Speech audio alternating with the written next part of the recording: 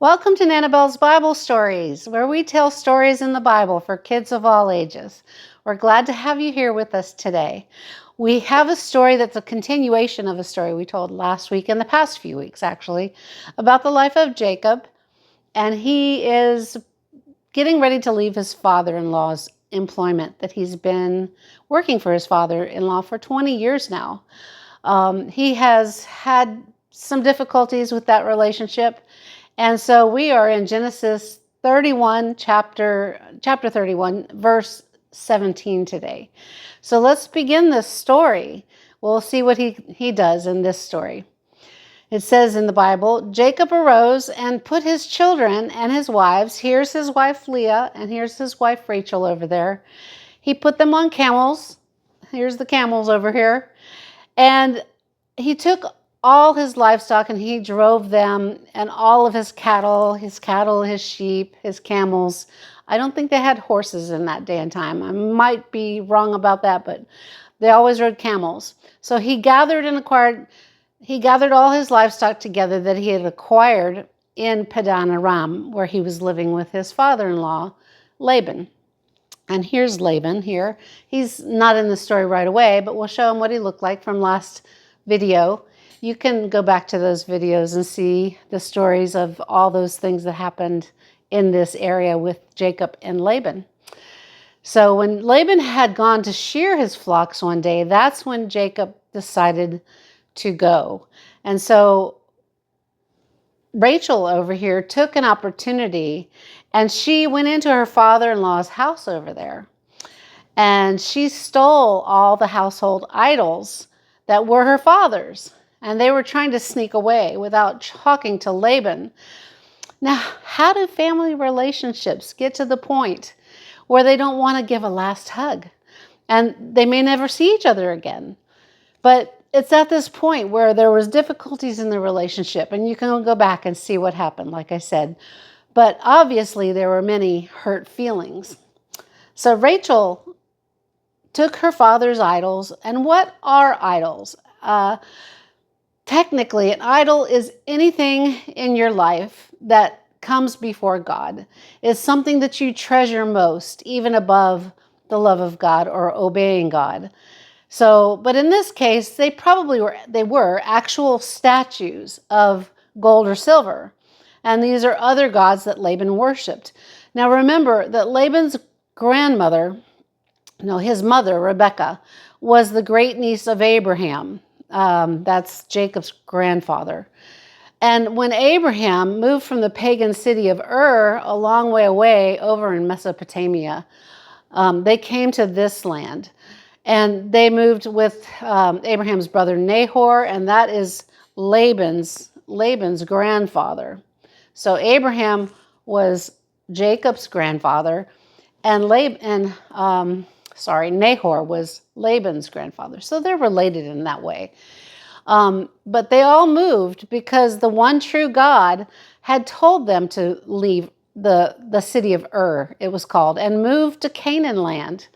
And so they all did. And actually, Abraham moved down to Canaan, which is south of here. And Laban's grandmother didn't make it all the way to Canaan, but he stayed in the town of Haran. So it seems like his offspring, Laban and his sons and daughters, had kind of slipped back into paganism. This is a worship of many gods. So paganism is when you worship many gods, not the one true God. They're all lesser gods. And these statues were probably gold, and I bet they were gods governing something like maybe success or fertility, maybe meaning the ability to have babies and reproduce, which is a form of wealth in those days for their flocks to reproduce greatly so that they become wealthy with a lot of flocks and herds. So he probably worshiped gods governing success and fertility because really, to be honest, those were Laban's priorities in his life, we see from former stories, at the expense of all else. There are still many other cultures in the world today who still have physical statues of these lesser gods in their homes and businesses, and even altars to them. You may have seen them. But the the Bible does talk about this, and God is not pleased by people who worship these idols. And in Exodus 20, verse 4, it says, "You shall not make yourself a carved image, any likeness of anything that is in heaven above, or that is in the earth beneath, or that is in the water, even on the earth or under the earth," it says in Exodus 20. So don't make any carved images. And then in Psalms 115, verses 3 through 8, it says, "But our God in the heavens," let's try it again. Psalm 115 says, "But our God is in the heavens, and he hath done whatsoever he pleases. Their idols are silver and gold, the work of men's hands. They have mouths, but they speak not. They have eyes, but they see not. And they have ears, but they hear not. And they that make them are just like them. So is everyone that trusts in idols." And that's what Psalm 115, 3 through 8 says. So it says that everyone who makes an idol will become like them. In other words, they will not be able to spiritually be aware at all. They won't be able to hear God's voice. They won't be able to see the truth, that kind of thing. So they will have blindness, spiritual blindness. So that's what it says in the Bible about idols. And the evil spirits who are represented by these objects of stone do not need actual stone idols in order to operate in people's lives. There are such a thing as evil spirits, just like there are good angels that God sends as messengers to his people. There are also evil spirits that have gone astray and have turned against God. And they actually are represented by these idols of stone. In supposed civilized cultures like the United States, where I live, many people do still worship money and success. And it's just as offensive to God as if they had a physical idol of stone. So let's get back to Rachel. Why did Rachel steal them? Well, it could be that they were gold and she valued the monetary value of that. She maybe wanted to sell them later or use them as her inheritance. Or she could have actually believed in the idols. And it doesn't say that in the Bible. But possibly she trusted in them more than she trusted in Jacob's God. And maybe she thought that they could help her, and so she took them. So it says, and Jacob, this is what the Bible says, and Jacob deceived Laban the Aramean by not telling him that he was fleeing. So he fled with all he had, and he crossed the Euphrates River, and he set his face toward the hill country of Gilead. And when it was told to Laban on the third day that Jacob had fled, he took men with him. Okay, we'll take Jacob and Leah. They're all getting ready to go. They're taking their flocks and herds and their camels, and Rachel and all the flocks and herds go. We'll see them again in the next scene. But here's Laban. And, oh gosh, I was going to show you the idols. Yes, okay. Here's one of the idols that Rachel took. I didn't put it on her, but she took the idol. So, okay.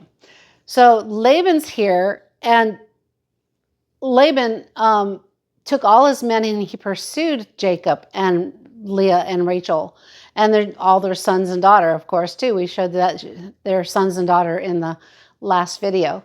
But they overtook them in the hill country of Gilead. But God came to Laban in a dream of the night and said to him, this is what God, the Most High God, told to Laban.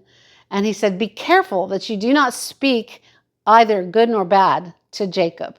So he doesn't want Laban to curse Jacob, of course, but he also knows the spiritual power our words hold, and he doesn't want anything bad to come to Jacob. But he also says it's okay, just keep your words neutral. Don't say good or bad to Jacob when you catch up to him. So Laban was warned in a dream by God not to do anything drastic in speaking to Jacob. We'll go to the hill country of Gilead and finish the story. Now Laban caught up with Jacob. Here's Laban, there's Jacob.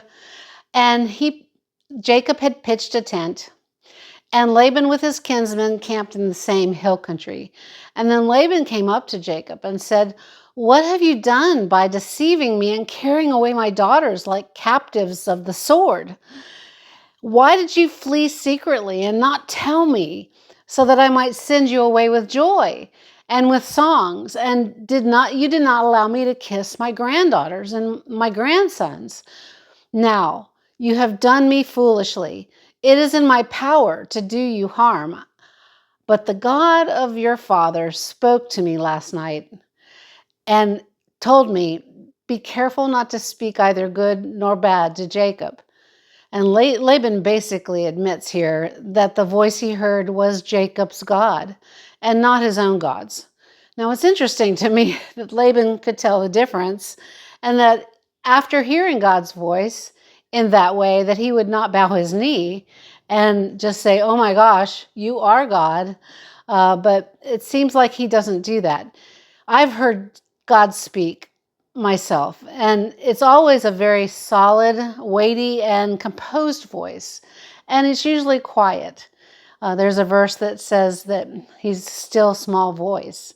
That's what Elijah heard in the cave, a still small voice. And I've heard the enemy's voice as well. I've heard the devil talking to me. And the devil or Satan's forces, maybe not the devil, maybe not Satan himself, but maybe one of his forces. And usually those voices are loud and they instill fear, or they can entice you towards sin. Those two things always happens when the enemy speaks to you. So fear, if it comes, not the fear of God, which is an awe, in wonder, like, oh my gosh, this is God. The fear of God is a good thing, but fear that causes you to do stupid things is not a good thing. So usually that's what happens when the enemy speaks to you. But Laban did discern that it was God Most High who was speaking to him, and he knew he needed to obey that voice. So he says to Jacob, he says, "Now I know you have gone away because you greatly longed for your own father's house. But why did you steal my gods?" So Jacob didn't know about this. And Jacob says, "Well, because I was afraid, I went away because I thought you would take your daughters from me by force. You wouldn't want them to leave. And now the one whom you find your gods, they shall not live," because he did not know who had stolen them. And so he says, "In the presence of our kinsmen, point out what is yours among my belongings, and take it back for yourself if you can find it." It says, because Jacob did not know that Rachel had stolen them. Now, we know the power of words. That's a really foolish thing for him to say right off the bat without knowing that somebody stole them or who stole them, that someone shall not live. But I guess he was trying to win the assurance from, give Laban an assurance in that way. But you do have to watch your words, because it turns out, and I don't want to spoil later stories, but it's true that later Rachel does not live very long. So we will see that in later stories. So stay with us. Subscribe and stay with us for the later stories. And give us a like if you would. So I don't usually ask, but thank you. So Laban went into Jacob's tent and into Leah's tent and the two housemaids, but he did not find anything. And then he entered Rachel's tent. Now Rachel had taken the household gods and put them in the camel's saddle. And I'm going to have her on this camel, even though the camels are way smaller than Rachel. I don't have another smaller Rachel. She's just this size the whole time. So we're just going to pretend that she's sitting on these camels. Now, she had put them in the camel's saddle, and she sat on the household gods on the saddle. And Laban felt through all of Rachel's tent, but did not find them. And she said to her father, she said, I don't have another. She says, "Let my Lord not be angry that for I cannot rise off of this saddle, for the manner of women is upon me. Now, for my younger friends who may not know, women do go through a monthly cycle with hormones, and they get a little moody, and they have to take certain steps in their physical care. And you can ask your parents about that. But she's using this as an excuse as to why she can't get off her camel. And let me tell you, you can get off camels, you can run races, do anything during this monthly cycle. So this is not a good reason. But men sometimes don't know, and they don't want to be bothered with that. So he took that as okay. But obviously, it's Rachel's way of manipulating the situation. And now she could also be lying. Either she's manipulating the situation or she's lying about this, that she doesn't really have this going on right now. She just doesn't want to get off the camel for him to find the idols. So she's already broken 2 of the 10 commandments. Thou shalt not steal, and thou shalt not lie or bear false witness. The 10 commandments won't come about for another 500 years. But Rachel has already broken those laws that God set down for his people. Then, because Laban hadn't found anything in all the tents or anything, Jacob became angry. And he yelled and said, "What is my sin that you have hotly pursued me? Though you have felt through all my tents and my goods, what have you found? Set it here in the sight of all. For these 20 years, Jacob said, I have been with you. With your female sheep and goats have not miscarried." That means that they haven't had babies which were born too early and died. So they didn't miscarry. Nor, he says, have I eaten the male rams of your flock. That which was torn by wild beasts I did not bring to you. Instead, I bore the loss of it myself. In other words, he paid Laban back with something live instead of showing him that it had been killed. He paid his loss. Jacob went on, "You required it of my hand, whether stolen by day or by night." And so like a store worker having to pay back maybe shoplifted goods out of their own pocket, that just really isn't fair. Like if you're a cashier and somebody shoplifts, the store or the company usually doesn't make you pay back that cost because you did not do it. You had nothing to do with it. But that's what Jacob is saying, that Laban is requiring of him. So he says, "This is me. By day, the heat consumed me. It was so hot. And the frost was bitter cold by night. And I still had to be out in those fields with your sheep. And my sleep fled from my eyes." He didn't get very much sleep those 20 years. He says, "These 20 years I have been in your house. I have served you 14 years for your 2 daughters. And you go back and look at that story about his marriage. "And I've served you 6 years for your flock, and you changed my wages 10 times. And we did not know this before. Oh, yes, we did, because he told his wives in the last video. He changed his wages 10 times. If the God of my father, the God of Abraham, and the fear of Isaac had not been with me, surely now you would have sent me away empty-handed. But God has seen my affliction and the toil of my hands, and so he rendered judgment last night." And then Laban replied, "Listen, the daughters are my daughters, and the children, the grandchildren, are my children, and the flocks are my flocks, and all that you see is mine." Well, they had a deal, and Jacob did work for the flocks that he gained. But I've known people like this, Laban, who have such large eyes, they think so much of themselves and don't give any credit to others, others' contributions into their lives. Jacob is saying that he contributed a lot to Laban's life and to his success as well. But these people like this, like Laban, they say what's mine is mine and what's yours is also mine. But Laban says, "So come now, let us make a covenant, both you and I, and let it be a witness between you and me." So they're going to do this. And then, as previous stories, Jacob will set up an altar. So we're going to go to that scene because they're going to go up in the mountains, and the wives and children are going to stay down in the valley. But they're going to go up on one of the mountains to make a covenant with the men. They're up on top of the mountain here. And just like his father did and his grandfather, Abraham and Isaac, set up an altar to God and gave their lives to God. Jacob did the same thing. He set up an altar here at the top of the mountain. And not to be outdone, Laban tells his men to go and also gather stones. So they gather a bunch of stones and they set them up in a heap. They heap them up on top of everything. And it's not the same thing as the altar that Jacob built, but it's a heap of rock. So apparently also, he didn't really understand what an altar was, but apparently Laban misunderstands as well what a covenant relationship really is. He says, let's make a covenant between you and me. But this is not really what he's doing, because he's never had a deep bond with anyone. And it doesn't seem like that to me.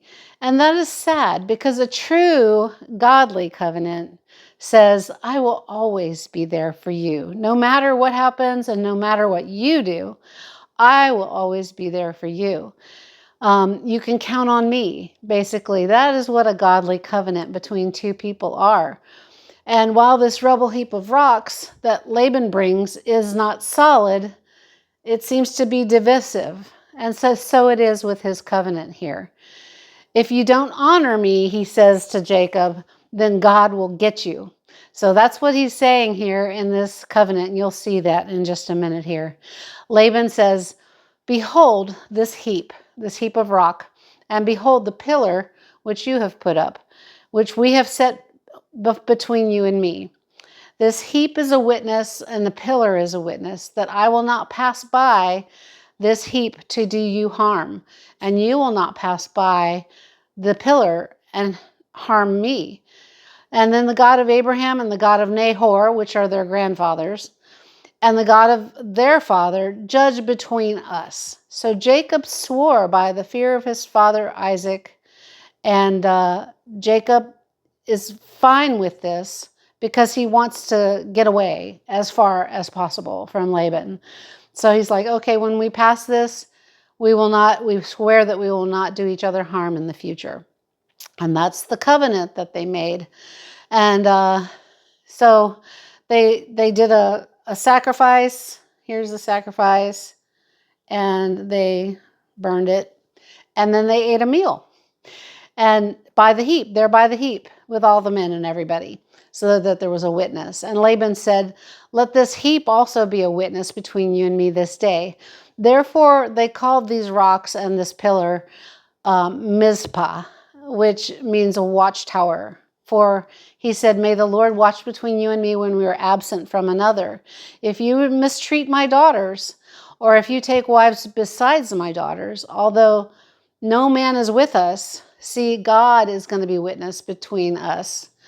So, though these two are not friends, this separation ends amicably and friendly with a meal. And that's what you do when you make a covenant. Such suppers show that the parties of the two, this deal, have come to an agreement. And so then Jacob offered the sacrifice again on the mountain and called his kinsmen to the meal, and they ate and spent the night on the mountain. Probably just the men. The women were down in the valley. So at that time, Laban is satisfied. Jacob is satisfied that Laban's going to finally let him leave. And Laban rose early in the morning and kissed his grandsons and his granddaughter, which he wanted to do, and blessed them. And then Laban departed. So that's the long story here today about Jacob leaving finally. And we'll see another story next week about him getting down there to where he's going. I tell these stories to you because the Word of God is sweet, and not only that, but it's true. And there are so many things in the world today that are not true, but you can count on the fact that the Bible is true. Historically, it's been proven over and over. And these stories are about real men and women who are very much like ourselves. They're not to be put on pedestals, but they're to learn from. And I tell you these stories so that you can grow wise and do great and marvelous things in this wonderful world that God created. Have a good week.